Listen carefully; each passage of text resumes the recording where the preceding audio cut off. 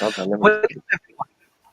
Welcome, everyone. Today we have another new episode. After the last summit of futuristic leadership, there is a huge demands from university, already International Islamic University, University of Malaya, International Business Administration, University of Dhaka, UITMs, and different governments, different corporations from Asia Pacific, from South Asia. They show their huge interest about the futuristic leadership and this kind of thing.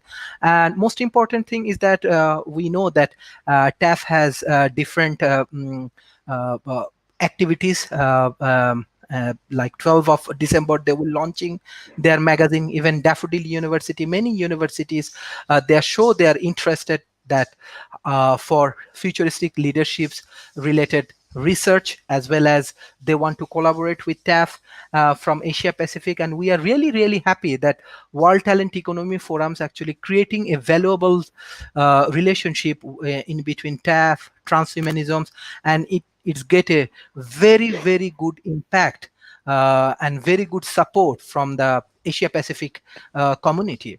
And hopefully by today's sessions, we can reach more universities, more schools, college, as well as different corporations. And I'm sure this valuable contribution will be very much helpful for the youth community, for the developing nations. And I'm sure we can reach millions of the people in between 2021 through your initiative. I directly want to go for this presentation. We have many guests. We have Mr. David Schumacher. We have Mr. Tom Rose. He's a president of TAF. We have Oshna Kachi. He's a general secretary for TAF. We have Mr. David Wood. He is already famous for his presentations. Very interesting things is that from Gazipur, it's in Bangladesh. They're one of their big political community. They call me that how they can learn more futuristic things. It's really interesting. We have our new guest, Mr. Edwards. Brent Elman always support World Talent Economy Forums. And Oguchuku, I think that he has a new book. He want to share his book with us. And there are famous writers with us. There are famous writers and famous things already. I don't know, like there is a huge demand that they want this kind of speaker every week in World Talent Economy Forums. Huge response, even not only from the student, like rectors, vice chancellor, this kind of people actually observing our show, and they're giving a very good feedback about this futuristic leadership and this kind of summit and initiative. So let's move on with these presentations. I want to invite our new guest, Mr. Edward. Thank you for joining us today, and start your presentation, sir. Well, thank you very much. It's a privilege I'm Edward Hudgens, by the way, and and I'll tell you about my organization in just a minute. I'm happy to be on with some of my colleagues today who I've worked with let me give you a little bit of my background, and then I'm going to talk about some of the futurist issues that I know everyone is interested in. My background is actually public policy and political philosophy. I have a Ph.D. in political philosophy from the Catholic University of America, which is in Washington, D.C., here where I live. I'm not Catholic, but it's a very fine university. But I've spent most of my career since the 1980s working in public policy. So this is the idea of taking a look at what actually works, what actually doesn't work, what kind of policies help to allow people to prosper and allow economies to grow, and what policies in fact set people back. And I think this kind of analysis is especially important as we look towards the future. One of the things I did when I was at the Heritage Foundation, which is a think tank here in Washington, D.C., is I came up with an idea of developing an index of economic freedom. And the idea was to come up with objective measures to gauge all of the countries of the world and to see which are freest, which are less free, and so forth. And to be able to break it down to say, well, here's what tax policy is, here's what trade policy is, here's what how corrupt is the government, or how uncorrupt is the government, what do they do to protect property rights and contracts and so forth. and to take this data and actually use it to help guide public policy. And one of the interesting things, and this, some of my colleagues operationalized this index after I left to work on Capitol Hill, to take a look at what policies work and what don't. And what's interesting, and not surprising, frankly, is that the freer the country is, the more prosperous it is, the higher per capita income the different countries have. And the less free they are, the lower the per capita income is, the less economic opportunities they have. And the reason is because freedom unleashes the creativity of people around the world, whether it's in Malaysia, whether it's in Africa, whether it's in Europe, wherever it happens to be. And so I've worked in think tanks for some years. And what I've done lately is form a Human Achievement Alliance. And you can go to www.humanachievementalliance.org. And my concept is this. Right now, we are in one sense in the greatest time to be alive in human history. Exponential technology in communications and information, in biotech, in nanotech, in artificial intelligence and robotics could be ushering in an age of unimagined prosperity, certainly as great as with the Industrial Revolution 200 years ago, and with long, healthy lives. If you look at some of the work being done in biotechnology, you see that the idea of living for 200 years and being healthy is not science fiction anymore. And I have some materials on my website about that as well. The problems are severalfold. First of all, a lot of public policies, not only in the United States, but in other countries, are not aligned with the needs for this future economy. Interestingly enough, with the coronavirus, we've had a problem in the United States that our regulators at the Food and Drug Administration have been very, very slow to evaluate the information. They've actually blocked a lot of companies that have developed test kits and protective garb and so forth. And so that's a problem. The education systems, not only in the United States, but in many cases around the world, are simply not adequate even to deal with current problems, much less problems in the, or current needs, I should say, of businesses and entrepreneurs, much less in the future. So we really need a revolution in education. We need a revolution in how we deal with these futuristic technologies. And that's the sort of thing that I have been working on. A couple of books have come out recently, and I know we'll talk about them a little bit later, but Tara we've just put out this book, Seizing Our Singularity Future, An Entrepreneur's Guide. And in this book, we have essays by myself and my colleagues. They can talk about their essays. Brent is on this show, and we'll talk about his contribution. And so we're very excited about this because this is a guide that we're trying to. It's focusing on Africa, but the materials apply to all countries that are interested in the sort of policies we need to usher in that exponential future. And the other thing, by the way, I mentioned that we have policy issues we have to face. The other thing is a mindset issue. And that's this. You see in cultures today, and unfortunately in the United States, which has usually been the font of innovation, you see a lot of pessimism, you see a lot of nihilism and purposelessness, you see a lot of anger. And what we need to do as we move ahead and look at this future is change the mindset. That is to substitute for this negative mindset, optimism, purpose, joy in human achievement. Because if you don't know, if you expect you're going to fail, you're probably going to fail. And in this country, if you look at the innovations just in the last 30 or 40 years, they've tended to come from people like Steve Jobs, who had one semester at a college, dropped out, worked with his friend Steve Wozniak and others in a garage and created the personal computer revolution. You see Bill Gates, who of course created the software that's used by computers. You see all of these innovators who didn't know that they had limits, and so they didn't have limits.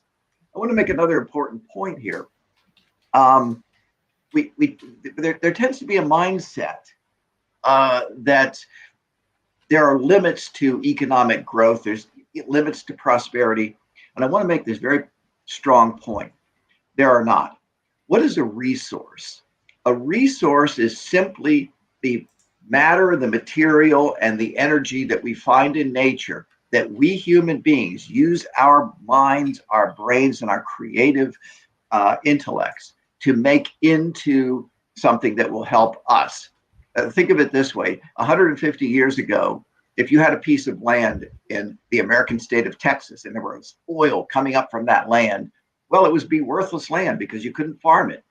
It was only the human mind to figure out how to make oil into a fuel that could power automobiles, it could power factories and the like. Steve Jobs, who was the co-founder of Apple, liked to talk about taking sand in at one end and putting, computers and appliances, information appliances out at the other end. In other words, sand, silicon, actually.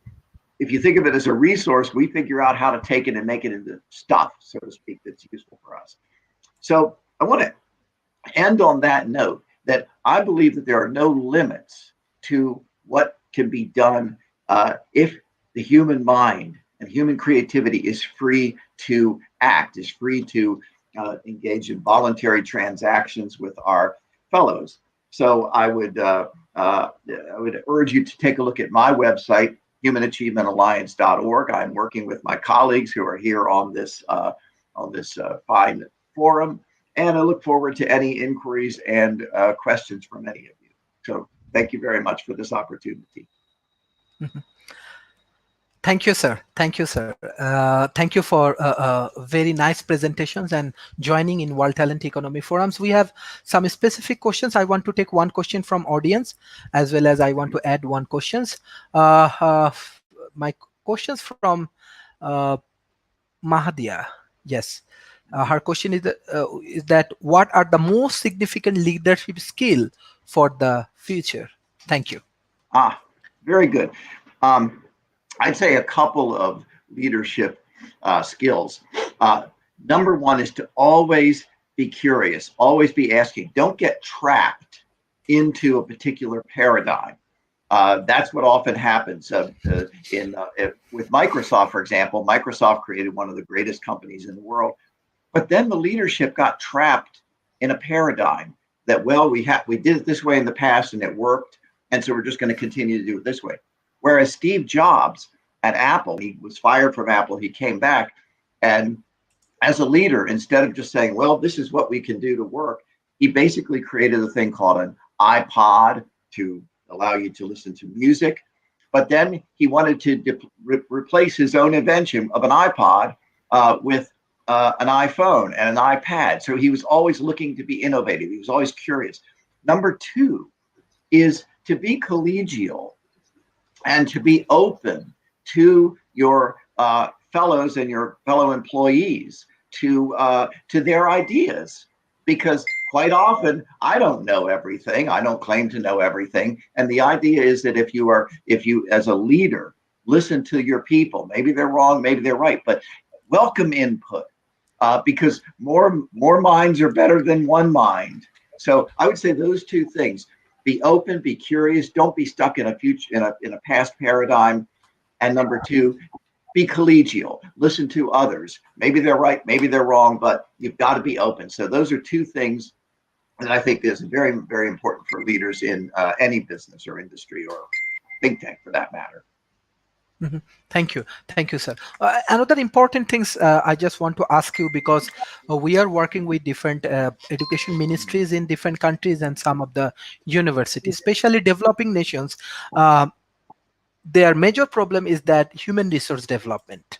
Example, Mhm. country like Indonesia, country like Bangladesh, country like Pakistan, country like Vietnam, I think they need to set a good plan for Yes. human resource development, specifically for future leaders. So, what the specific guideline you can give them for a short period of time, and what the skills and knowledge set they need to add in their syllabus?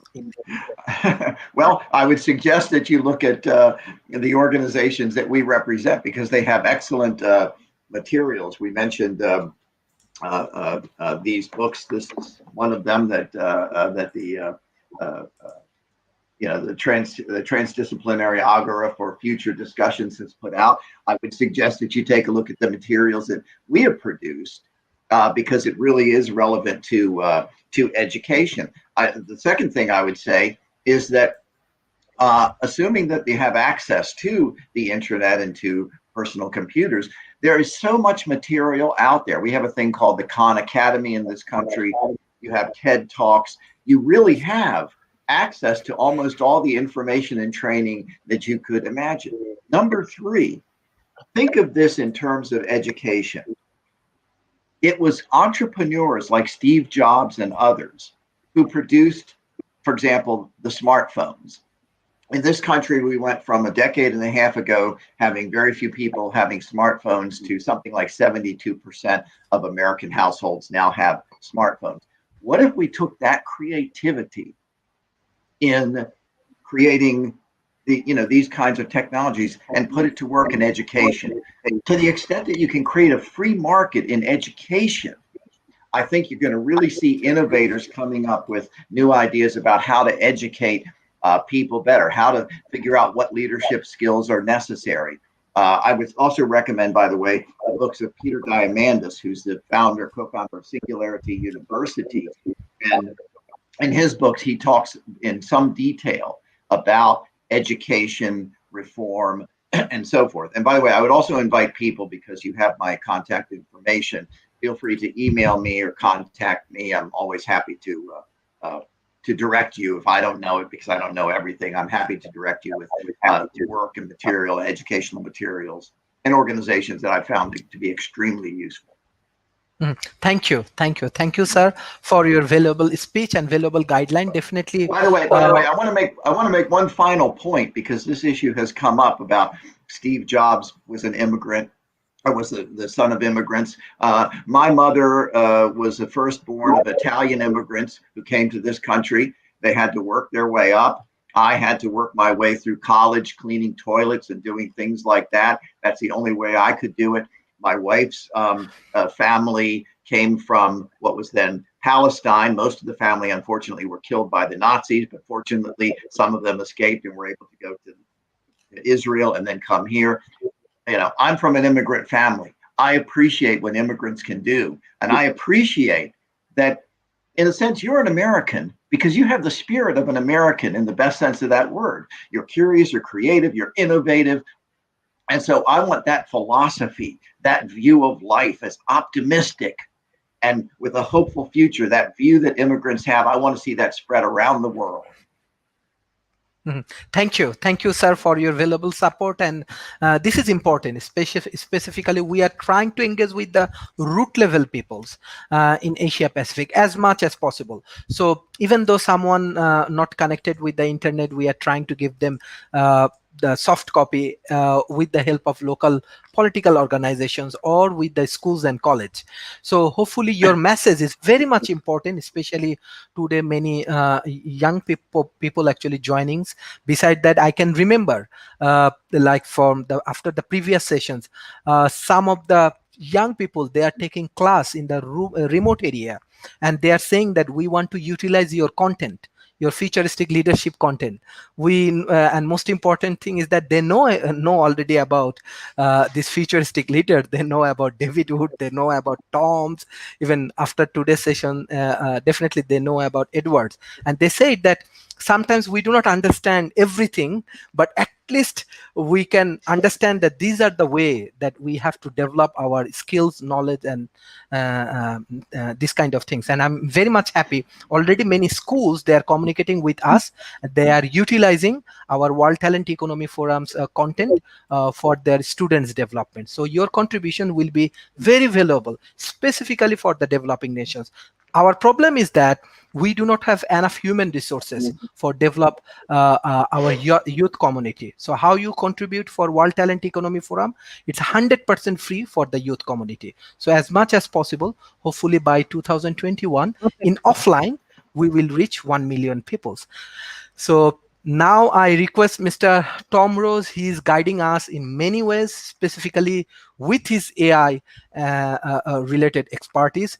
And many universities and many schools, they are interested to introduce his courses.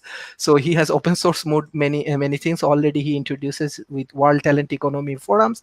So let's start. I do not want to waste your times, because his discussion definitely very valuable for our youth community. Mr. Tom Rose. Great, thanks. I appreciate it, Sharif, inviting me back on. We talked about AI a lot in the last in the summit episode, and but as far as background for me, I'm an author. I've written a book called US6, which is the first novel written for AI, and that it's designed to entertain artificial superintelligence. And also, I am the president and CEO of TAFS, the Transdisciplinary Agora for Future Discussions, which is very well represented here today. Most of us are on the team, and we're excited this week because we will be unveiling our second annual magazine on Saturday, which is very exciting. And rather than go into this presentation about, that I talked about last time with the 3 stages of the AI age and things like that, that's all well and good. But I think what is more relevant right now is also expressed in our magazine, and that is the human aspect of things. And we've talked about remote areas that don't have maybe internet access, and they can't really access a lot of these resources.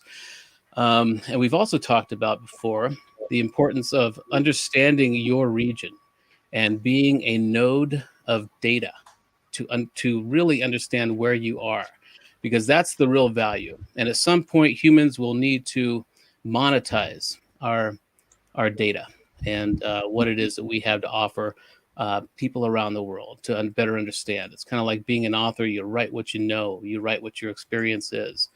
That's going to be the real value that we have as human beings, is knowing our background, expressing and conveying what it is that we know about our area. So, but as far as background, my background for the last 16 years, I was the national creative director for the second largest broadcast company in America, Entercom.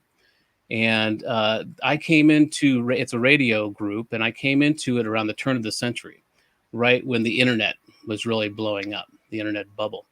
And so there was a real need for radio to become a visual medium and fast. And so I was among one of the first visual creative directors brought into radio.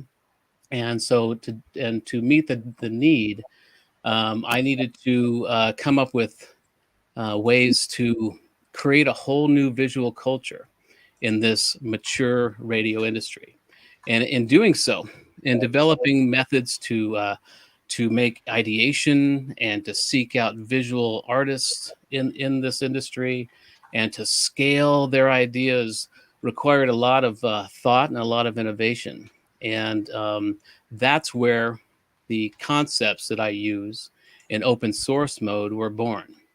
And what I realized we needed to do was really hone in on our superpower of empathy.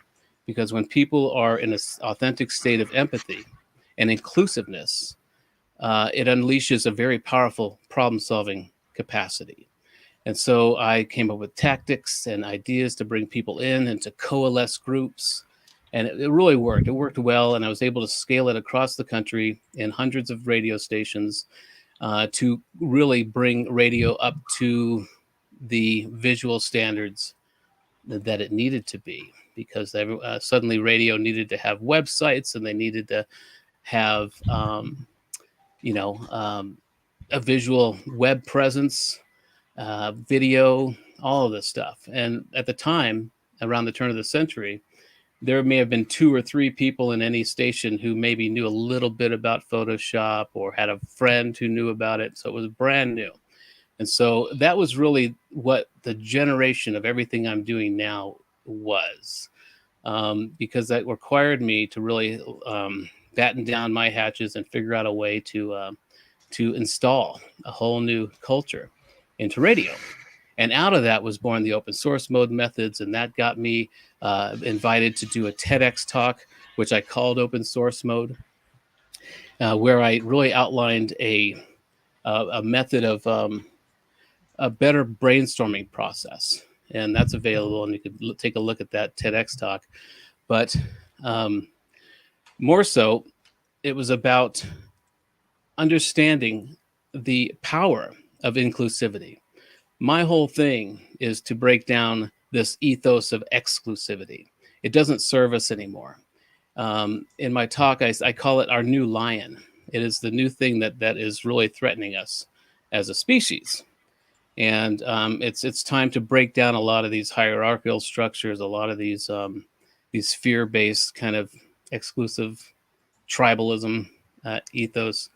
And so that's really where I come from when I approach anything anymore. And in the talk, this was in 2013, I think, when I did the TEDx talk, I talked about bringing everybody in, the inclusivity. You had to bring everybody in, from the receptionist to the CEO to the janitor. Whoever was involved in the operation needed to be included in this operation, or it wouldn't work. And then I talked about methods of figuring out, finding the empathy points in people, and extracting their niche expertise and getting them into the right mindsets to be more qualified to be in the room. And at the time in 2013, I was well aware of the of AI, and that it was going to become a very important co-worker eventually. But in 2013, if I was up there at the TEDx talk saying, give your decision making over to an AI coworker, I would have been laughed off stage. So instead I said, leave the decision making power outside the room, to avoid the infighting and the egos that would arise by having to make a decision in the group.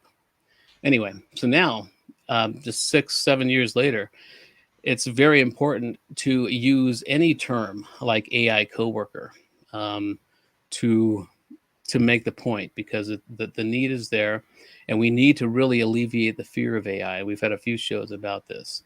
And so that's the thing. And it really touches on what Ed was saying, in that my approach to strategic inclusivity is similar to the idea of freedom being equal to prosperity or innovation. The more included you feel, and the more empathetic you are, the more innovative you can be. And I use the example a lot because all of my work, the US6 novel, the podcast, everything that I do is related to the fight against human trafficking, modern slavery, particularly child exploitation. Because when we are in a state of dealing with an issue like child exploitation, we are in that authentic state of empathy. There is no room for ego. And so there's a whole lot to talk about with that, and why I think it's important to focus on these things before AI emerges in a consciousness or a self-awareness. But so this is really what is happening this week, and with TAFs in general, which I'm so honored to be just a part of this thing at all, is TAFs is all about the human aspect of everything that we're doing. And this issue of the magazine particularly, the first issue was very cool, very high tech, very, very sleek, a lot of talk about technology. And if you look at it, it's just badass looking magazine. This one we used a lot more. We used the photography a lot of photography, poetry, and articles that are kind of based around COVID and a post-COVID society. And I may have frozen. I don't know. Anyway, so the idea being that we are putting the human back in transhuman with this episode, with this issue. And so the if you look at the magazine and you look at the people involved, it's an international, global project, and it's just exciting to be a part of. And so that's what I think is most important right now. You know, we can talk about futurism and technology and AI and space travel and all this stuff, but the real future is for people to remember what it means to be human. We need to really relearn what it meant to be human prior to the industrial age. We've forgotten a lot of those things, and that's really where our future needs to be. We need to hone in on our niche expertise and allow AI and automation to take over the heavy lifting. And that's what's very exciting about this issue, this group, TAFs. It's all about enabling young people or bright people with good ideas, and giving them platforms. And the magazine is just another one of these platforms, like our scientific journal, like our conferences. So that's what we're all about, is providing platforms for young, bright minds to be heard. And so rather than go into my whole thing about AI and the stages of AI and the AI age and all that, that's all there. But what's really important this week, I think in the future, is our humanity. So that's really what I think we should be focusing on primarily, especially when it comes to talking about leadership. It's about honing in on people's uniquely human skill sets that can't be automated or coded. And it's about finding what it is that where people's passions are, because AI and automation will solve all these problems. It'll take over all the menial tasks. So now the key is to hone in on our uniquely human skill sets to be augmented by AI and automation. So that's what I'm all about. That's what I'm so excited about this week is TAFs has put the human back in transhuman. Thank you. Basically, your initiative is it's really good, and I'm sure with this kind of magazine, book, and knowledgeable platform, many youth community actually develop their knowledge and skills. I want to take one question from audience. Onika Shams, her question is that what are the attributes need for a leaders when the crisis come? Yes, we are now living in the COVID-19 situation, so how we can, yes. Well, yeah, I think leaders you don't really intend to be a leader. Leaders need to emerge because they have the skill sets, and they have what's needed. But I think one of the primary the features a leader needs right now is listening skills. And it is inclusivity. You need to include everybody. Should be no more hierarchies and no more exclusivity. That just, no more ego, because that is the worst trait to bring to any crisis is ego. There's no room for that. And we're seeing that play out at a national level here. What a true leader needs doesn't need followers. A leader needs supporters. A leader must emerge from a crisis situation because that leader is able to listen to his supporters, or is able to enable supporters, the people who are highly skilled in certain areas that need to be taken care of. So that's what I think is the most important feature of a leader right now is empathy, listening, and not needing a follower. You need support. You need to be a supporter as a leader. Excellent. So beside that, I want to know specifically, you have very depth knowledge on AI, and you have your different initiative to develop different courses for the youth. like when you want to launch this kind of initiative for youth community specifically, that those who can gain new knowledge and new skills and they can contribute for their economy? Well, when I want to launch it, we've kind of already launching it. We've any chance I get, like on these shows, to come in and talk about it. TAFS is all about enabling young people, and we've been, for the past 6 months, we have been in a retrofitting, reconfiguring, and reverse engineering phase to figure out what it is, what we're doing, where our strengths are. And we're coming up on the end of this 6 month, and I think we all have a very good idea and handle on what it is we can do with this thing. And although we're starting in Africa, that's not where we're going to migrate out, just as humanity did originally. It's all about enabling young people and listening and giving them platforms, because we have some very serious existential threats we're facing. And so we've already started. It's already underway. Any chance I get to talk about it, it's either with TAFs, with open source mode, the consulting I do with companies prior to bringing in an AI system. Yeah, and it's, I talked about it before, but the US 6 agenda has been going on for years, and that has recently been sped up because of certain events that have happened. But that's a whole nother show. But yeah, I think so we have started it, and we are looking for all kinds of partners and opportunities. And even now, and once COVID is passed and we can start traveling again, we will be having conferences. We will be doing this exponential work toward this end. Mm-hmm. Mm-hmm. Thank you, sir. Thank you, sir, for your very good contributions. And I'm sure with the initiative of TAF, you can change many of the peoples, specifically right now in Africa, and I'm sure hopefully we will see you soon in Asia Pacific, in Malaysia, Singapore, and Indonesia, and this kind of country. And with your contribution, specifically the remote area students and the young community, they will be benefited, and they will get different kind of knowledge and different kind of things they can understand. Now I request Mr. David Schumacher for his presentation.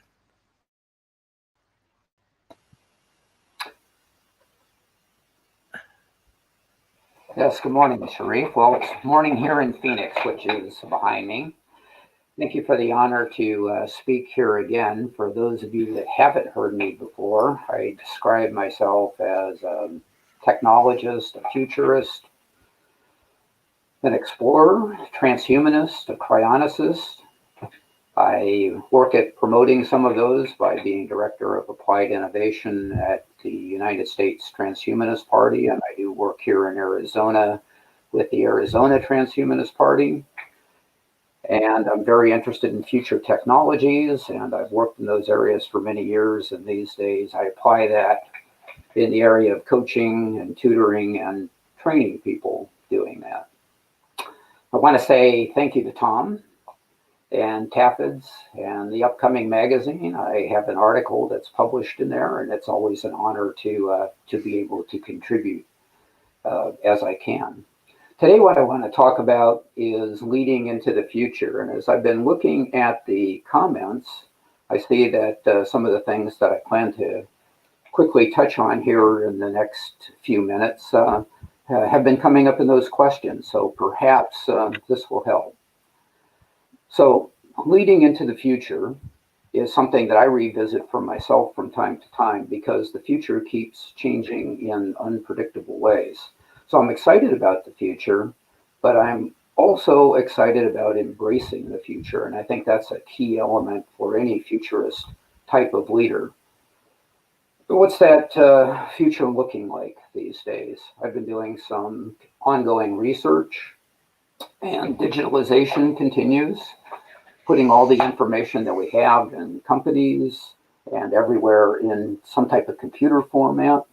Ray Kurzweil talks about that a lot, what happens when you take and you computerize, digitize information, and how it can be then, how there is an exponential expansion in what happens with that. So that's a key thing to follow as far as the future. Tom's area of AI and machine learning is obviously another area to follow. The thing that intrigues me there having been in the computer business for a long time, is with AI improving itself automatically through the experiences that it has. I don't know whether that's going to be exponential or something beyond, but that is obviously a key area to follow. Most recently, one of the other trends that I've been taking a fresh look at is the whole idea of the international marketplace, globalization, what's happening with that, and where we're going from, I think, what's traditionally been thought of as globalization to perhaps something that's going to look a bit different as time goes on. We've had some comments about China and the US. I think also the European Union will be three major nodes now that going to the future. Other countries like the UK and Russia will certainly have a part to play in that, but I don't think it's going to look like what it has in the past. I'm going to put in here a link that can be shared on an article that I've been reading and a book that I plan to read on the subject. But what's this whole idea of what comes after globalization going to look like? And the changing demographics for products, for companies. Who are they serving? What type of situation do we find ourselves in?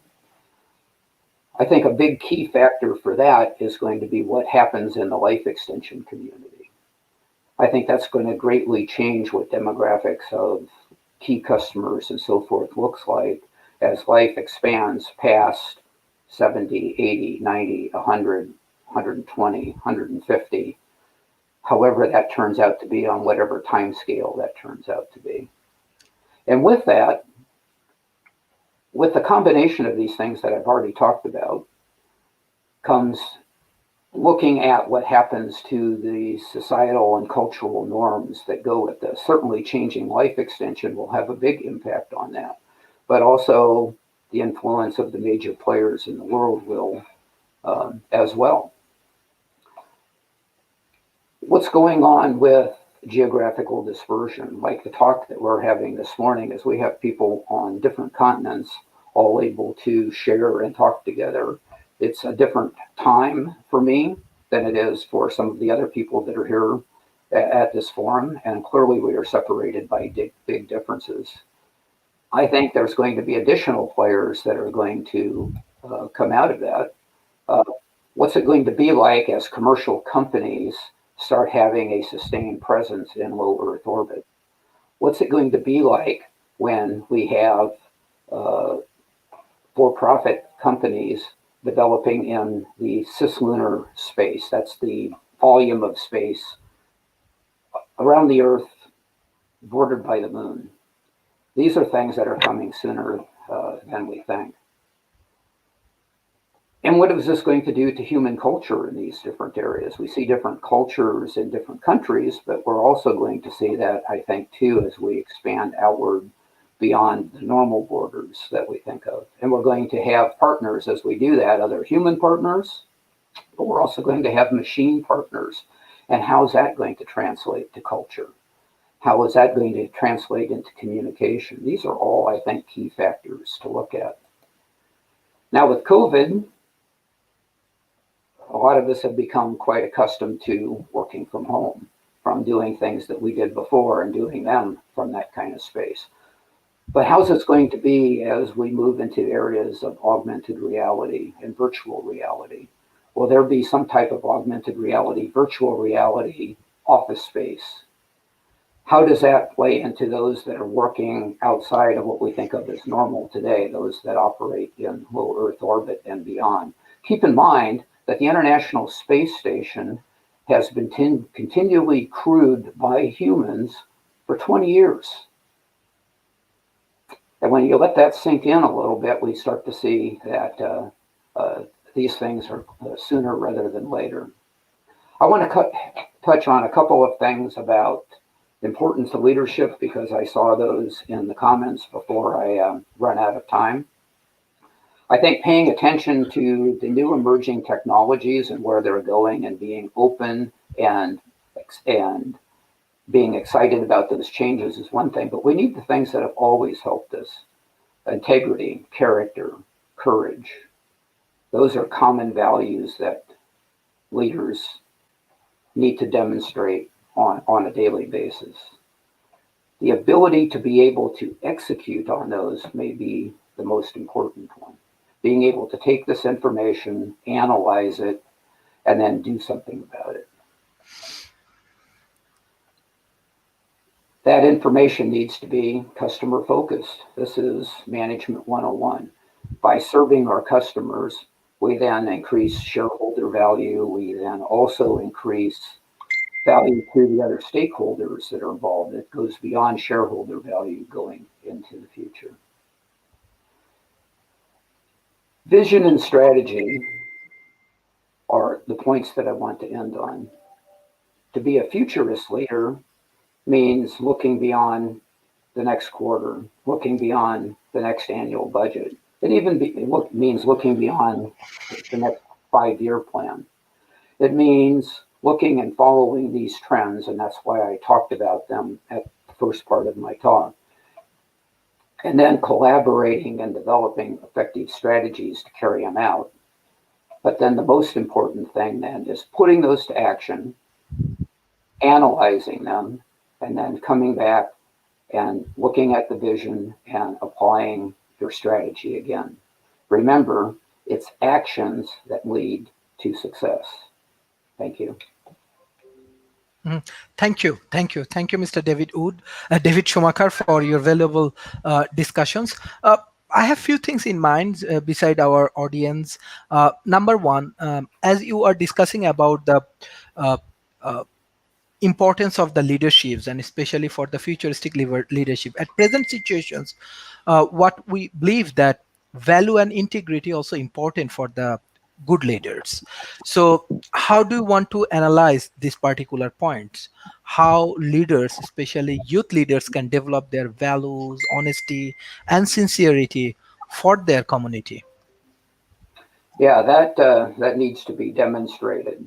I mean, we can talk about it, we can define what it is, but if a leader doesn't demonstrate that, if they don't have the confidence of the people that they're leading, if they don't have the confidence of their customer base, if they don't have the confidence of their shareholders, then none of that's going to be any good. So it really comes down to day by day, decision by decision, implementing those things in honesty, showing strong moral principles, the mental qualities that go with being a leader. People need to see that in you. That's not something you can just tell them about. It's something that has to be experienced by you. Mm-hmm. Thank you. One specific aspect for the skill development, especially for the leaders. And yes, we know that many internet-related content and everything available, but sometimes it's my observations, language and communication is a major barriers for even many local communities. Yes, we can add different kind of mentors for the local community, but my question is that what will be the best guideline for the youth community for developing different kind of skills at present situations? What your advice on that particular point? Okay, well, there is a bit of advice here that I can offer from my own experience. Part of that would be you can study and you can read, and I very much encourage that. Read books from leaders that you really admire. Sit with their ideas for a while and see how you can integrate those into yourself. So that's one way to spend time with great leaders that you wouldn't be able to physically do. But you're going to see leaders that you can personally touch in your life. Well, maybe post-COVID. But the point is, spend time with them. You know, it's been said many times that you are most like the 5 people you spend the most time with. So be with the kind of people that you want that to be, to bring those characters out in you. It's not enough to know. Ingrain them, demonstrate them. Thank you. Thank you, Mr. David Schumacher, for your valuable contributions. Now I want to record Mr. Oshnakati, and he's doing fantastic work with TAF, and TAF has very good impact. I'm sure even in Asia Pacific, many universities, they are really interested to work with TAF. So what's your present initiative and what's your future plans, and you can share your presentation with our audience. Thank you. Thank you. Okay, thank you, Sharif, for this wonderful opportunity, and it's an honor and privilege to be here today. So, I'm Osaka Chiakumakalo. I'm speaking from Lagos, Nigeria.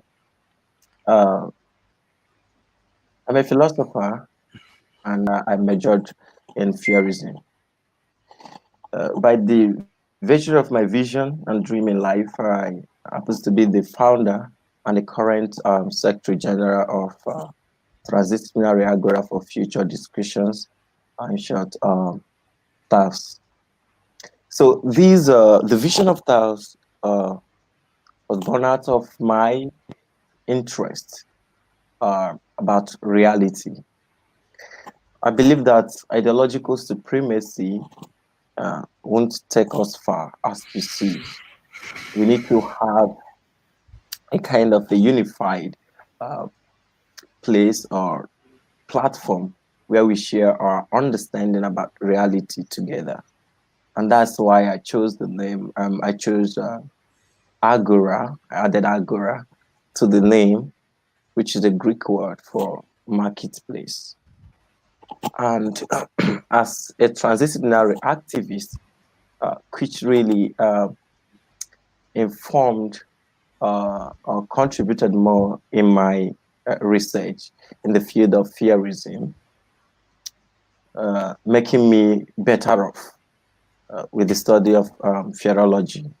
I believe that there should be a kind of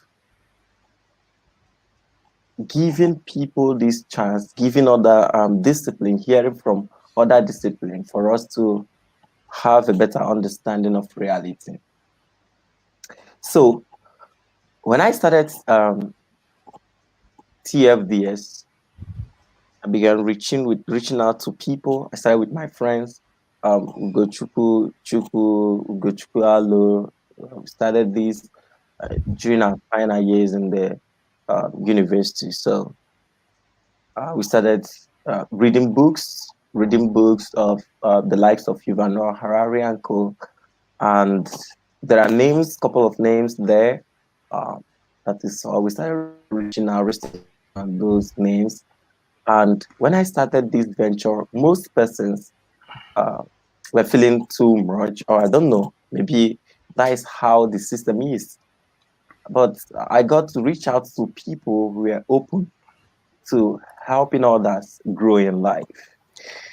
And I started with LinkedIn and the social media. And some persons you can email them, could email them like 20 times, they won't respond.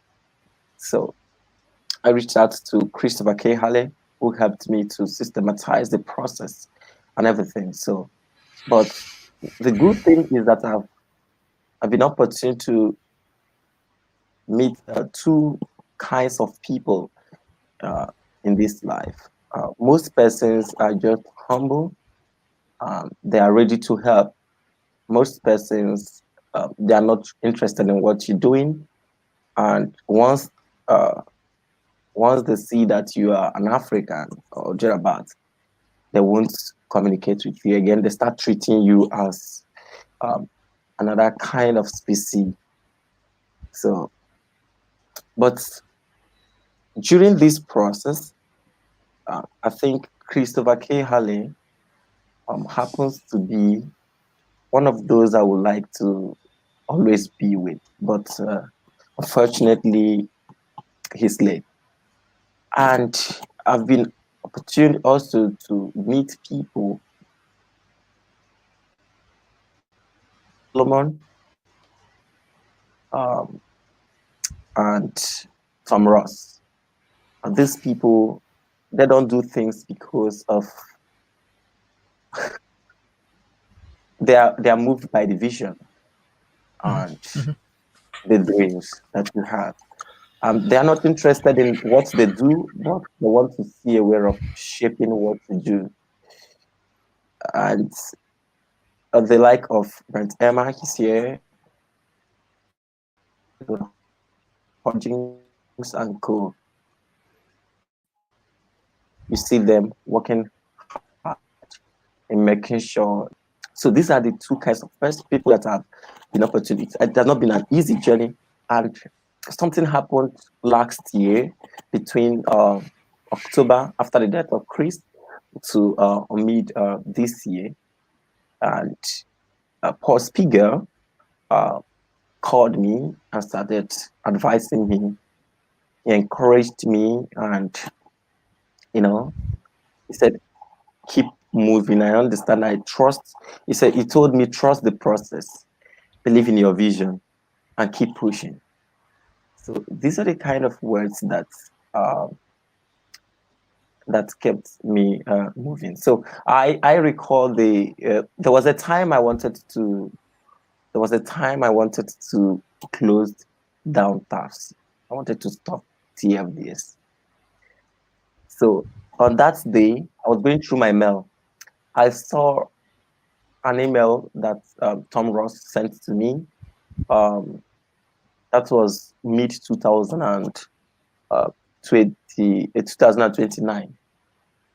So after reading the mail, I had to, send him an email. I said, "I want you to be the president of TAFs." I shared the email with him because it struck me. In that mail, he pictured the challenges. He told me it's not gonna be easy. I understand. I've been through these things before. There was a time I tried setting up something like this. It was big. I met my teachers and all that. So, but then when you have when an idea is coming to you newly, you picture it in a simple way. You just understand the processes and the things that are involved. So it was just like, okay, I can do this, I can do that. So, but after reading the mail, I said, no, I need someone to help me. So when I reached out to him, he said, okay. And something convinced me, something made me to believe in his plans. There was a time most persons wanted to make me not understand the process. He said, "You just need to be focused and let's just work these things out. It is possible." So, and that is it. And these are the kind of things that future leaders, the kind of spirits that future leaders need to have. So future leaders, they need to be committed. They need to trust the process. They need to seek the advice of those who they feel that knows better than them. And you don't just reach out to anybody for advice. There are most persons that their cognitive biases would allow them advise you very well. So now, understanding these stories said to me, we need to also add in the mission of TAFs, building a gateway in and out of Africa. And he drew the 6-month strategy, which we started working on. And I think the chief operational officer, Edward Hodgins, started QA. We started working on these things. Today we have our second edition of the magazine, and we're gonna sell both the e-copy and the hard copies. We've written a book and a lot of projects on the pipeline, and well edited by Edward Hodgins. So that's the book. So yes. So and it's most persons are asking for the book, and we'll be sending the books to universities, gifting the e-copies to universities that have kind of e-libraries and stuff like that. So keep on impacting and transforming life, leading the youths aright. So, like people always say that the future is fast, but the future of Africa is faster than that most persons think, because humanity started in Africa, language started in Africa, university started, university education, uh, communication, all those things, and we all understand the narrative how all those things happen, the setback. But there are some persons that still believe in the African dream. There are some persons, we call them in African philosophy, Afri-fans. And I love those who are Afri-fans. So, and the Afri-fans believe that they are not Afri-cynics, neither are the Afri-spoilers. So they want the better version of Africa. The Africa that is not denuded, Africa in Philistine state. So they respect Africans, they respect. And my friend Ugochukwu Alo wrote an article. He said that it is time for us not to be, for us to stop talking about first world countries, second world countries, and third world countries. It is time for us to start talking about first world persons, second world persons, and third world persons. And that was his birthday message to me in 2017. And it was a motivating one. And those lines encourages me, and that is what we need in the life of future leaders. And I wrote a rejoinder to that, something kind of a comment I said, Karl Marx talked about class struggle, right? But what we are seeing now is continental struggles, country struggles, race struggles, and all that. So we shouldn't allow that to divide us as species. So we need to build bridges instead of walls, so that we become a better version of ourselves. So thank you. Thank you, Mr. Oshnakachi. You and your teams doing fantastic work. Even when I discuss with different universities and policy, like governments, I explain that how fantastic work actually TAF doing. I promote your website, and as much as possible, even you can see that World Talent Economy Forum now, even planning ministry, education ministry, they are also joining with World Talent Economy Forums. And hopefully in the futures we have more chance to work together. And how you explain your personal experience about and how you develop TAP, this is very, very important. And by this way, I think many organizations, they can learn, and they can collaborate with TAF, and they can develop their knowledge. But my question is that, like, this is true. This is true that when we develop anything new, there are a lot of challenges and a lot of things happening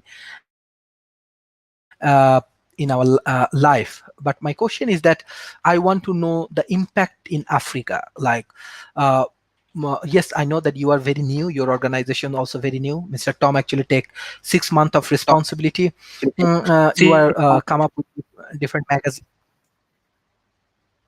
Yes, Mr. Oshnakachi, so can you share some of the impact already you are observing in Africa when actually new committee come and you are taking different kind of responsibilities? Yes, Well, Mr. actually, Oshnakachi. happiness. Yes, I'm talking. So when we started, we said, okay, to we need to start a kind of registering people, which the president is also working with the IT team, so trying to register people. And if you check our site, you will see join us. So people who are joining will educate them properly, because the best way to influence people is not just to give them anything, but you educate them. That system helps them to trust the process. For instance, in Fairism, you cannot build a fair management system without a good fear management education. So now, educating these people will make them understand. You can't start, because we are talking about future studies, transgender for future discussions. See, if you are telling people who are religiously biased about longevity or life extensions or and things like that, they won't really um, understand what you're talking about. So we are trying to build something. Our playbook will be the one that is like enculturation. We try to find meaning um, in those people's cultures and the tradition, how they do their things. So we bring in that system and make it closer to what they do. So, and that's why we started things like, if you look at the book there that we've written, Edward Hodgins brought in stories, because I think he lived in Africa. He did his research in Africa. So he was like trying to bring the storyline home. And I could recall I received up to 12 mails from the students of those doing their mini masters with the Kidia Institute. So they talked about um, Brent Emma's paper or chapter that talked about category key, building category key companies. So how to move a company from zero to something that is feasible. So they said they love the storylines, they love all those things. It encouraged them. I think if you check out the mails or the comments from those in Tekidia Institute that are doing their mini masters, you will see they're saying a lot about TAFs. And if you check the uh, the mails going out, you will see how they place TAFs along with Coca-Cola and some other top companies that partner in teaching and training our young Africans. So I shared it with Tom last night, and I was super excited because it has not been easy. And most persons you see, they are trying to join, they want to understand, because we tried to simplify our teaching. It's all about educating them. Like I said, I was discussing with Ugochukwu, and I said, even if like Bill Gates gave the Nigerian government 50 something $1 million, right, to help fight polio, and they didn't make use of it. And he ended up coming to say that Nigeria is the worst place to be born on earth. So, but if you give this money to NGOs, verified NGOs, verified institutions, they will take it to the grassroots and do the job. So if you give it to the government, they will loot it. They will loot that donation. They won't obey the intention of the donor.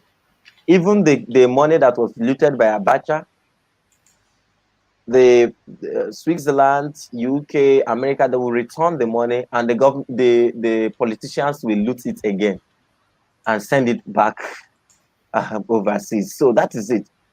When you educate them, like my friend now has an institution, academy, right? Sir Peter's Academy, where he trains future leaders, future politicians. He was sometime House of Assembly, State House of Assembly aspirants. So he understands in his book, which I edited, Sir Peter's Law, Nigerian Politics. So he talked about the process, how things functions, how it operates in Nigeria. So that's what we need to really understand. We are working around the clock, making sure that people understand these things and they trust the process through education. And what our president calls, no one is nothing. Thank you. Last question, because there are many questions actually come about the TAF. I think some of our audience, they want to join in TAF, and they want to know, especially women, how women get support from TAF, or how they can join in TAF. So if you give the answer that how they can join in TAF. specifically women, and yes. Mr. Oshnagati. So we, for now, we are we are open. Go to visit our website. You will see the join us link, and you just fill up the form and join. So the most important thing is being open and dedicated. So if there are other things, the president is here, the chief marketing officer is here, the chief operation officer is here. So the Secretary General of South Africa also, Ugochukwu Alo is also here. He's the Secretary General of South Africa. So you can also say something about that. So thank you. Mm-hmm. Thank you. Thank you. Yeah, I would just add that right now we are bringing in as many people as we can, and we're still working out our membership model. So now is a good time to get in. And another concept we're working with, it's kind of a meta membership model, in that just the same way that all of us are using the platform of TAFs for our own projects, and we are using our titles for those projects. But there's a way now where we want people to come in, join the team, and it right now will be really based on your effort and what you can bring to the party. And but very soon we will have the criteria set and the benefits for membership, because the idea behind TAFs is to be TAFsified, we call it. To be listed on our directory means that you have met very strict criteria. It doesn't require like scholarly credentials or anything, but there's a very strict criteria you'll need to meet so that people will know that take you seriously. In America, we have this thing called the Better Business Bureau, and it's similar to that model, where if you are listed on the TAFs directory, you know that this person, entity, company, organization is legitimate, and they are continually updating their credentials. And so that's really what we're doing as far as being the gateway for futurists into and out of Africa. That's our model.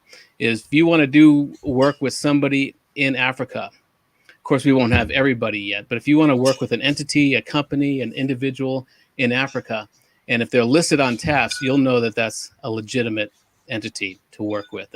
And if you are in Africa or wherever we end up going, and you are listed, you can refer to that listing and be taken seriously.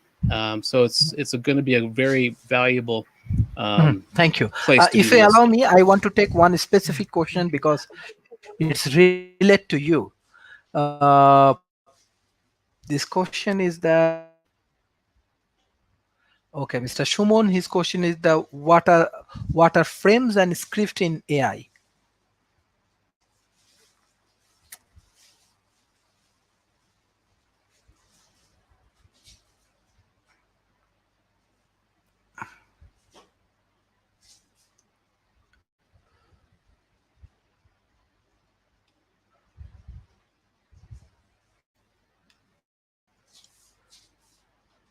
I think you're on mute, Dom.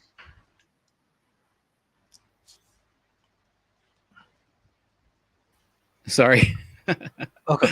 That was basically, frames and scripts are a knowledge representation scheme in artificial intelligence. It's a way to take into account context and relationships. Mm-hmm. Okay.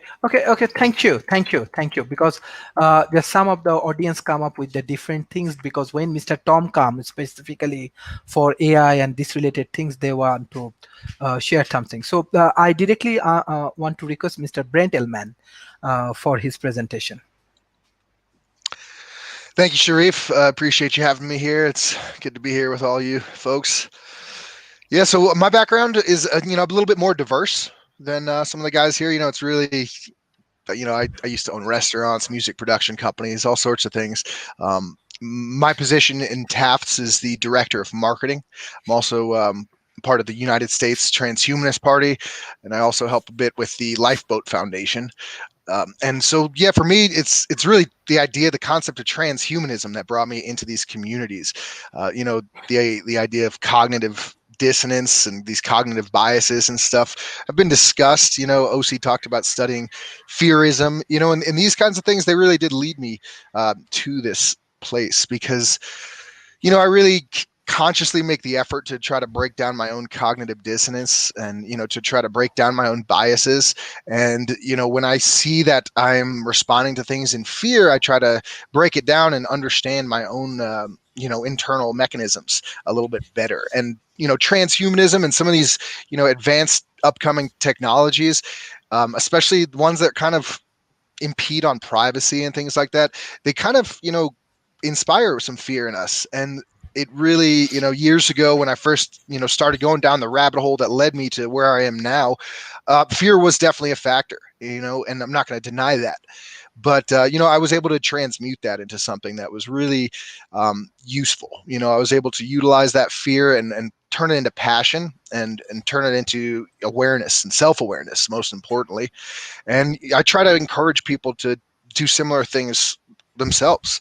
I think that, there's a lot of stuff that I do with these organizations right now. Of course, we're working on this magazine at Taft's, and, I've been, helping contribute to this book that Edward was just discussing, as well as the magazine, and really excited about all this stuff. It's been really incredible. But a big thing that I like to focus on as well is just having the conversation, kind of engaging on a day-to-day basis with people who aren't really invested and don't already have the mentality that the future is bright, because there are so many people, especially right now in this whole COVID era, that really are having trouble seeing that optimistic perspective. And some of us, like Tom and I, for instance, we really hit it off because we both share this techno optimism and this similar perspectives that these technologies are really going to help assist humanity in really becoming what we should be and helping us prosper and relate and get along. But a lot of people aren't like that. A lot of my close friends even, they really, they think of Terminator and Skynet when they hear these concepts. And, I try to engage with them and just, show them little things and encourage them to kind of change their opinion, because, that fear is not really going to benefit them. So I really do appreciate, encouraging people to look into this transhumanist topic. And, it's interesting to me, the amount of fear that, surrounds transhumanism. But like I said, it kind of caused me to want to, investigate a bit further. And so I hope and encourage people who are, new to this environment and new to these ideas to, really, take it into good consideration, because, as we've discussed, places like Africa and this rate of change, it's places like Africa that are going to embrace these technological advancements and be capable of achieving such a rate of change. And, places like the United States, it may be a little bit harder. We're, think about the size of the population that's just, shaking in their boots about 5G still. It's kind of upsetting to see, but it just kind of is what it is. It goes back to the idea of why education is so helpful. And, sadly, here in the United States, the educational system is really, it seems to be more focused on teaching indoctrination than teaching people how to facilitate and foster their own passions and interests. And so I think that, that's another thing that we're working on with TAFs, as Edward had mentioned, helping instill some new education systems in certain places.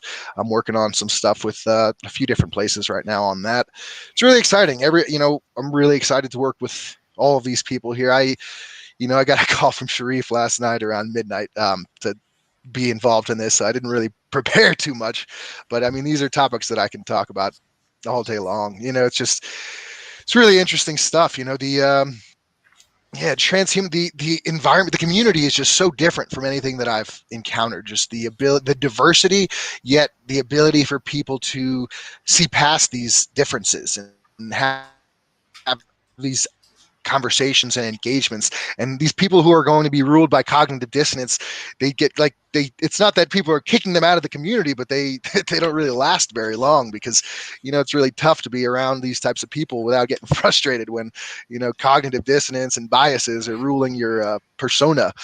And it's just so many people leading by example that are just so inspirational. And I appreciate everything that you've done, Sharif, including our community, transhumanists and TAFs, and what you've been doing with the World Talent Economy Forum. It's been incredible to engage in these virtual summits.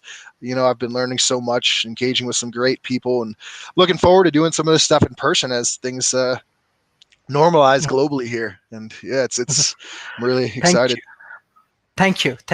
I want to take a question from our audience, especially from Noor Fazrin. What type of skills is essential for building a team? So you are a very good teammate, I know. So how do you want to advise our youth? Sure. I think that encouragement and inclusivity are really big, as well as being aware of your ego. And not letting it play into your decision making. I think that treating everyone as though they're an equal, and not really expecting person A to be more capable, and giving everybody that chance, because everybody has their own talents and their own skill set, so it's, you can't really judge a fish by the way it can climb a tree. And so, the key is, like I said, is this inclusivity, and incorporating all these people and help them foster their own awareness of what it is that they're good at. And, it's really about being a team player, in my opinion. Mm-hmm. Thank you. I think we are missing Oguchukwu, but we can start these sessions with Mr. David Wood. I'm sure many people are actually waiting for your presentations. Now they are utilizing this last of your content in the classroom, specifically your futuristic leadership presentations, and hopefully today's sessions will be very much helpful for our youth. Do you want to share your presentation? It's my pleasure to be here. Hopefully I am sharing my screen now. Can you see that? Yes. Yes. So I want to talk about the future. I think a very important attribute of futurist leaders is that we think and understand the future possibilities, not just small changes from today, but radical changes. And what I want to share is some excerpts of a presentation I gave yesterday, in fact, at a conference headquartered in London, the Neurotech 2020 conference, which is about neurotechnology, which is about technology to enhance people's brains and minds. And my presentation was the vital role of neurotech in another huge futuristic project, which is the enablement of radical healthy longevity. So I don't have so much time now, so I'm not going to be able to share all of what I conveyed in that presentation. But briefly, I did talk about 3 huge projects, one of them being my own past experience in changing how people thought about their phones and what they expected from their phones. The second one being a future project, which is to change what people think about their brains and what they expect about their brains. But mainly, I spoke about the enhancement of radical longevity. And let's dig into that. This is a multi-decade project which is gathering pace, and it could result in boosting the expected healthy lifespan of everybody in the world who is alive in 2040 by a significant number of years. And I'll say how many shortly. So this is a project that will increase healthy lifespan more than it's going to increase by itself. It's a specific work. Now, healthy lifespan is something that people can measure. It's the amount of time in somebody's life that they describe their health as good or very good, as opposed to poor or very poor, or even as fair. And another way you can measure a healthy lifespan is almost the same as the amount of time in somebody's life that they need no special help on account of health disability. So healthy lifespan is less than total expected lifespan. And there are figures in the UK recently And I think similar figures from many other countries in the world that show that on average, a male has 63.1 years of healthy lifespan today, a female slightly more. So the other 10 years or so of somebody's life is not in good health condition. And interestingly, these figures are not increasing much. And there is some evidence that they're going down because of more addiction, more people becoming more dependent on drugs or opioids, people dependent on alcohol, people becoming depressed and lonely, and that impacts on their health. But the project I have in mind is to increase this lifespan. And there is a project already in the United Kingdom sanctioned by the government. It was announced by the previous Prime Minister, a lady called Theresa May. And it is still pursued by an all-party parliamentary group that says, you know, we're going to have this increased by 5 years, in the UK at least, by 2035. And they have a number of initiatives to try and address that. But that's not the project I'm talking about. That's a very modest ambition. I instead think that a much greater result could be accomplished, that multiple decades could be added on average to healthy lifespan by just 20 more years of work. And I think the probability of this project succeeding is possibly as high as 50%, provided some key blockages can be solved en route. And these key blockages are what I'm mainly going to be talking about and how we can solve them. Just to recap, it's been known for a long time that the older we get, and here you can see somebody going through decades of age, the older we get, the more likely we are to be afflicted by various chronic diseases. When we are young, we're very unlucky to die of cancer or heart disease or stroke. But then every 8 years or so, we double in likelihood. This has been known since at least 1825, when Benjamin Gompertz, a member of the extended Rothschild family, was collecting statistics so that people could know what good premiums should be charged for life insurance. So what? So what if people get more likely to die when they are old? There are maybe 5 possible responses to being made aware of this.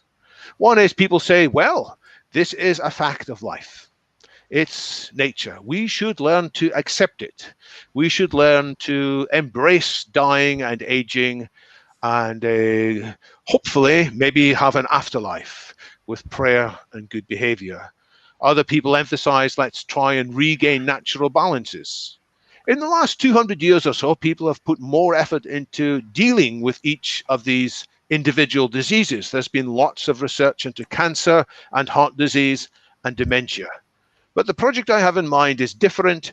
It is to accelerate medical interventions against the root cause of all these diseases, aging. It's a bit similar to what happened about 150 to 100 years ago, that all infectious diseases, which had been around since the beginning of history, tuberculosis and measles and diphtheria and gastroenteritis and influenza, which killed the majority of people, they came under a common plan of analysis, which was to recognize that they were all caused by microorganisms, and that there should be greater understanding of these microorganisms and then specific treatments, such as hygiene, such as vaccination, such as antibacterial agents, antibiotics, and such as antivirals. And so the idea is similar, that there is a common underlying thing called aging, which can be addressed to bring much more healthy lifespan to everybody. Actually, people have thought in this terms broadly, also since the beginning of history, but it's only recently that people have managed to turn that basic idea into tangible medical interventions. And there are lots of research now. People learning from human super ages.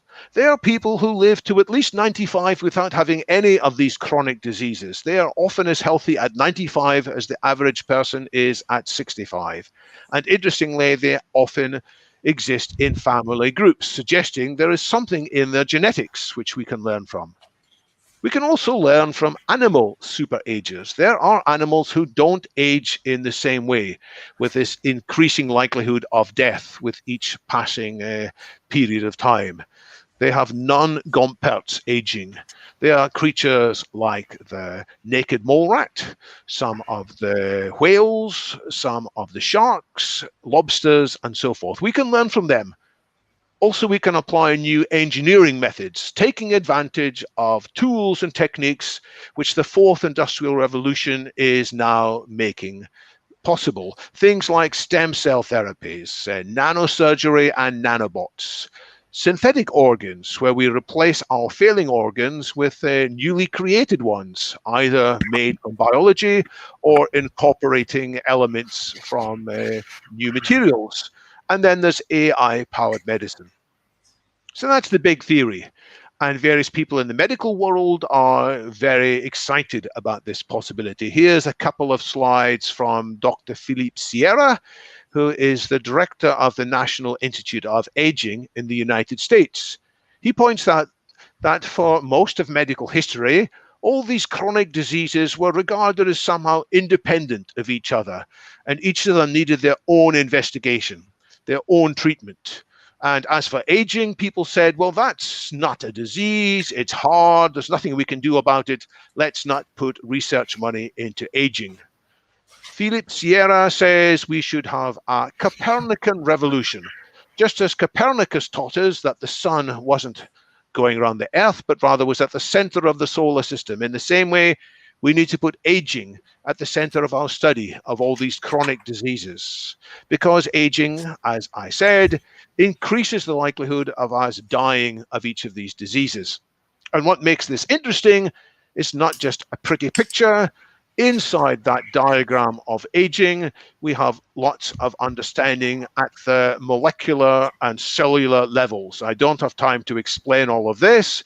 These are things that are the causes of the diseases on the outside. And what's really interesting is there are ideas on how to solve these kinds of damage.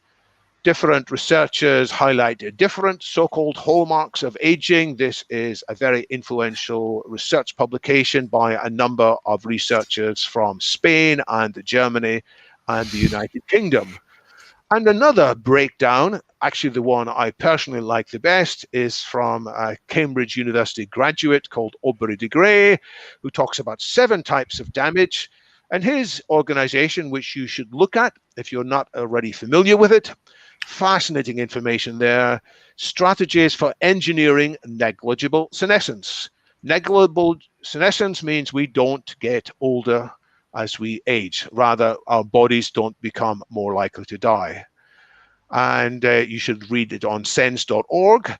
And again, what's really interesting is not just the classification of damage, it's the set of ideas and how we can solve the damage, all written up 12, 13 years ago in this book.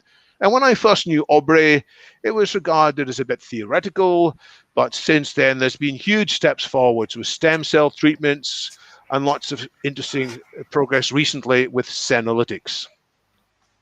So it's my vision that there's going to be a big speed up in this field. Although people had the ideas for centuries, it's only in the 1980s that serious practical work started, in which people like Michael Rose, who did his Ph.D. in the University of Sussex under the famous biologist John Maynard Smith, or Cynthia Kenyon, who nowadays heads up Google's Calico initiative, they both found ways in which the lifespans of various simple organisms could be significantly extended without damaging their health in any way. So that refuted some of the dogmas which had been around previously. And more people each decade started saying, there is interesting research to be done here. There could be big implications. So roughly every decade, there are roughly 10 times as many people working seriously in this field, either full-time or part-time. It's my expectation that by the end of the 2020s, there'll probably be 100,000 people working on this. From where? From multiple industries. from the cosmetics industry, because they're interested not just in making people look good or feel young or look young, but also to make them actually young. And in terms of the big IT industries, now the largest companies in the world, it is interesting that all of these giants have research initiatives or investments of one type or another in using fourth industrial revolution ideas to tackle aging diseases in new ways. It's not just the big companies. There are more individuals involved, citizen scientists, people around the world who give some of their time in the evenings or at the weekends or between jobs. And more people than ever before are investing in this field because they can see that there is prospects for big returns in relatively short amounts of time.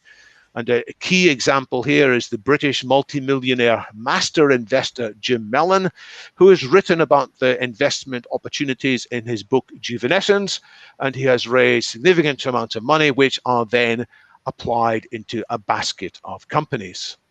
So I think there's a chance that by 2040, we will see affordable, comprehensive, reliable therapies in wide use. And I think also that there is the chance of this. Let me get back to my screen, sorry. There is the possibility we'll have a healthy, athletic 120-year-olds. People will be saying in 2040 that 120 is the new 80, and maybe a decade or two afterwards that 120 is the new 30. Probability of success about 50%, but only if we can solve some big social problems first. And that's what I'm going to talk about in the last few minutes here. What could go wrong with this project? And most people's first reaction is, well, it's going to fail because it's too hard. The engineering sounds nice in principle, but it is actually too complicated to periodically repair or remove the damage that accumulates. I have to say there is no evidence in favor of such a pessimistic viewpoint. I have listened over the years to many people offering so-called theoretical arguments about it based on the second law of thermodynamics or on the Hayflick limit on how many times a cell can divide or so forth. All of these theories have been refuted, and instead there are many proofs in principle of what rejuvenation can happen in nature, which I've written out in the 4th chapter of my book on this whole subject, The Abolition of Aging. What's really interesting, however, it's possible in principle, but how long is it going to take? Will there be the exponential scale up, which I have predicted, that there might be 1 million people productively working on this task together by 2040? Or will the belief that the engineering is too hard get in the way? So I actually worry about 4 things preventing the success of this project. I worry there won't be effective cooperation between researchers. There will be lots of people in the field, but they'll be getting in each other's way. Too many cooks spoiling the broth. Or the work that will be done is often low-grade work, spoiling or drowning the signal from the good work. I also worry that the potential alliance of these multiple researchers and academics, entrepreneurs, and so on might be spoiled by schisms and disagreements, arguments over hype or snake oil, because there is, sad to say, in this community, there are some who make overpromises for particular treatments that don't actually deliver today what people sometimes say. So there is insufficient agreement on desirable end goals. There may be also that the public dislikes this initiative, that the public will offer their philosophical objections. They'll say, oh, it's better to age. They'll say aging is natural and therefore it's good, and various other, what I consider to be very bad arguments. It's also possible that politicians will not be interested in these scientific possibilities. They will get in the way of this project instead of providing public funds to support it. They will be putting funds into much less useful research or into military or into some other things. And they may also have regulations which are blocking the way. So these are the hindrances. And what I said in my presentation yesterday, which I won't have time to dig into fully now, is that neurotech is the answer. So that's a bold claim. It's probably too bold. I'll just tidy it up a bit and say neurotech is part of the answer. We need people to become better at cooperating. We need the mechanisms of neurotechnology to improve our brain states and our mind states so we're less egotistical and vain, and we enable and welcome constructive criticism from multiple points of view. We are able to fail fast, fail smart, and fail forwards without moving into depression and anger and bitter recrimination, and to avoid our potential alliances being split by unhelpful schisms and disagreements. We have to remove these inner mental temptations that people feel, which lead them sometimes to make excessive sensationalist claims. In short, we need to hurry up with technology that will lead us to better emotional intelligence. In terms of the bad philosophy that's in this field, which Brent already mentioned, we are driven often by fear, which comes from a terror of death. There is a whole field of psychology called terror management theory, founded by Ernst Becker in his famous book, The Denial of Death, that points out that we're very irrational when we talk about ways that might actually extend our lifespan. Often we don't like to hear it for various irrational reasons. We need to fix that by addressing our psychological state. And my goodness, we need to improve the political purposes so that people are more interested in science than in ideology. And politicians are genuinely servants of world citizens rather than being corrupt or just looking after their own perceived tribe or base. I'll put that into a picture and then I'll stop. What I'm talking about is actually not just one dimension of rejuvenation, the improvement of our bodies, making our bodies recover from the damage that accumulates during aging. I don't think we can do that by ourselves. We need at the same time to enhance our minds with technology, enhance our emotional states, and enhance our political, social systems. And all of this should be driven by a higher vision, a vision that extends beyond the small-minded things that often fill up so-called politicians and so-called leaders. We need instead the vision that several other people on this call have already mentioned, a transhumanist, techno-progressive vision of super longevity, but also super intelligence, super well-being, and not just today's democracy with all its struggles, but a super democracy in which the best ideas truly do have a chance to come and steer their political direction. And this techno-progressive vision can be broken down so that by 2040, we can have a sustainable superabundance for all, with acceleration of green technology, leading to a much more sustainable environment, acceleration of healthy food, material goods and shelter, yes, rejuvenation biotech to lead to affordable healthcare for all, but also neurotech, or sometimes called cognotech, to boost our all-round intelligence and lead us into this much better state. That is the kind of vision which I believe futurist leaders need to come to terms with. With a better vision, we can inspire fantastic change. We can inspire many more people to work together, and we can together take full advantage of the remarkable technology that is on the point of being developed. Let me now stop sharing my slides and hand back over to Sharif. Thank you very much. Thank you for the nice presentations, and I'm sure that our audience really enjoy today's sessions. And I have specific questions, especially for the biotech industry. At present situation, it's growing, but how actually the developing nations, they can develop their ecosystem for this kind of example. My personal life experience in the COVID period, I lose many of my family members. Beside that, because of our healthcare system is not so much of effective. On the other hand, like even if my father died for Alzheimer's, I cannot manage proper treatment. So I think we need better science and better technology in the developing nations. But question is that how we can create this ecosystem with a professional group of peoples. Yes, we have our politicians, they are trying their level best, but maybe we have to do more, because there is a millions of people, but we cannot save much of the people's life Even 2017, my father died. That time we do not have this Alzheimer treatment properly in Bangladesh. So what's your advice and guideline for that particular point? Well, sadly, people are dying of Alzheimer's all over the world. It's still something that cannot be significantly cured anywhere. Occasionally, it might be slowed down. And it's my view, we're not going to get a proper cure for Alzheimer's unless we really address the aging as the root cause of Alzheimer's. So we should be hurrying up to apply at least some of the research funds on the mechanisms of the aging brain. Actually, there were several talks at the conference I was at yesterday, or the Neurotech 2020, on exactly that point. Innovative ideas of how to actually grow better brain cells.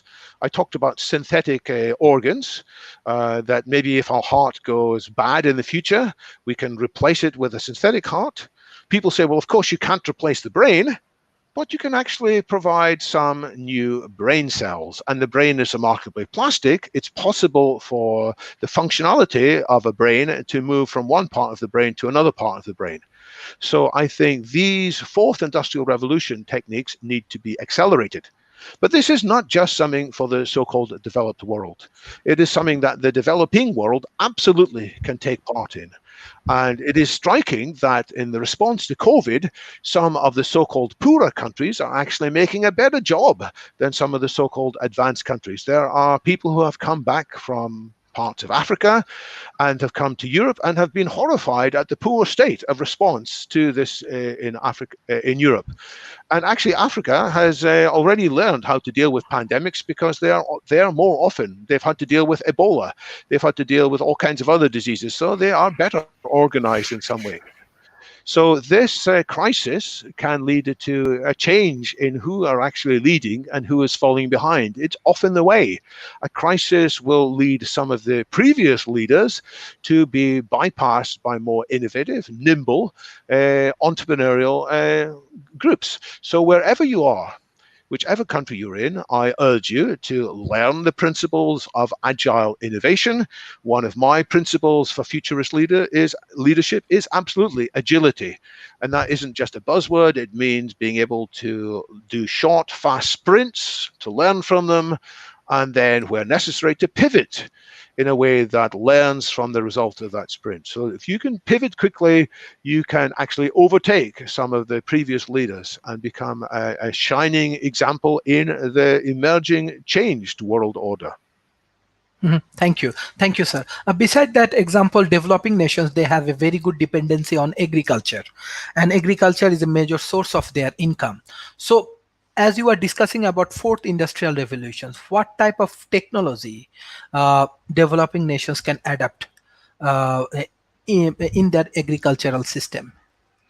It's fascinating how much agriculture can change. It's already changed, of course, throughout the last 400 years. Every time there's been an industrial revolution, there has been corresponding changes in agriculture with mechanization, with the adoption of artificial fertilizers and so forth. But what can happen now is even more dramatic. We can have robots and drones working in farms to be much more precise and to distribute fertilizer and weed killers much more precisely, so more cost effectively. But even more, I would urge adopting of GMOs, genetically modified organisms. There's been some fear about this, some unnecessary fear in my view, though I understand why some people are afraid. It's to do with some bad behavior of some large companies that maybe was unfortunate, but the actual technology itself has so much potential. So I envision more genetic modified use in agriculture, and especially, and this is the biggest thing, especially I envision the use of synthetic meat, that is meat which will be grown not in large farms, but in much more cost-effective systems, a bit like industrial scale breweries. It's better for the environment. It uses less land, it uses less water, it uses less energy, it has less greenhouse gas emissions. Let's hurry up and make that transformation. There's also possibilities for better agriculture in the sea. That has not been exploited anything like as much as it can be. Again, genetic modifications can be part of that progress too. Lots to investigate for those who take the time to research it. Thank you, sir. Thank you, sir. My last questions to all of the audience, because for today's sessions, I want to focus on three areas. Number one, educations. Number two, healthcare system. And number three, good governance. In terms of the futuristic approach, what the advice you want to give these three areas: education, healthcare, and good governance. I want to start with Mr. David Wood, then Mr. Brent Elman, then Mr. David Schumacher, and finally concluding remarks from Mr. Tom Rose. Mr. David Wood. Futurist leaders should not just be thinking about making things a bit better within the current system. That's important, but it doesn't come close to what could be possible.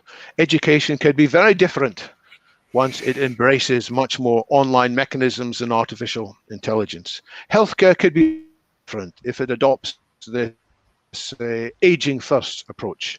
And good governance could be very different if there is more use of citizens' assemblies and more use of AI to assist the discussions, to guide us all, and also use of neurotech to improve our mental state, so that when we're in discussions, we are less egotistical, less vain, less divisive, less tribal, and more able to appreciate the value in different points of view. So don't just be content with small upgrades.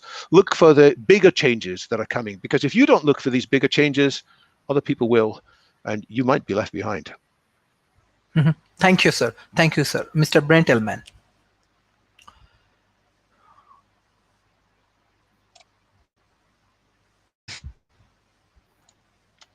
Thank you, Sharif. Yeah, I agree with a lot of what David was saying there about the benefits of neurotechnology and all of those things that he was discussing. I think that another thing, as I was talking about, is the humility aspect is incredibly important. I think that as this, as we evolve as a humanity, I think that everybody that sees themselves as a leader or has ideas that they hold value to, I think that everybody needs to accept that they're wrong. And not that they're not right also, but that there's more to it. And there's always more to it. And that's the first step in the cognitive dissonance, is being presented with information that goes to accept the fact that, even Einstein, when shown, quantum physics, realized that, hey, man, he didn't have it all figured out, and so I think that that's a very helpful thing that we're going to need to do, because I think that we need to work together. I think that that's essential, and I think that we can't just be stuck in our echo chambers. I think that we need to work on being able to engage with one another and really embrace these technologies, and embrace these things that can assist us in becoming better, and not fear these things and think that they're going to take away our power or take away our control. I think that, these technologies are, obviously really, they scare people. And I think that overcoming our fear and transmuting that fear into something positive, turning that lead into gold, is highly essential. Thank you. This point in time. Mr. David Schumacher. Yes, hi. So quickly on these 3 points.